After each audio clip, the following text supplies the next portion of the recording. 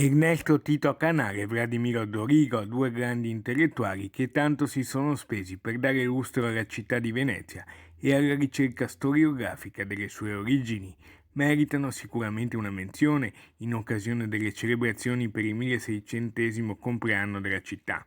Il giornalista e storico Maurizio Crovato ce li presenta così. E 7 secoli fa dotti padovani annunciavano che Venezia venne fondata esattamente il 25 marzo del 421.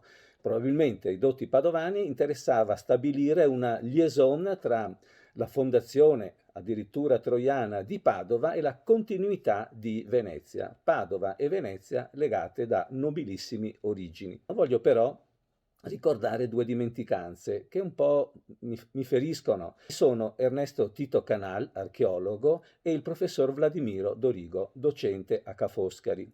Perché? Il primo, da autodidatta, fece niente po' di meno che 700 ricerche su siti archeologici in laguna, mentre il professor Vladimiro Dorigo pubblicò una ventina di anni fa il volume Venezia Origini, la storia vera, storiografica delle origini della città con tutte le ricerche scientifiche. Non vedo nessuno che ricordi questi due magnifici intellettuali. Per scoprire però che cosa accomuni i due è necessario scorrere lo studio di Crovato. Intanto Due bellissime persone e vi dico, ricordando loro due, tanti auguri Venezia.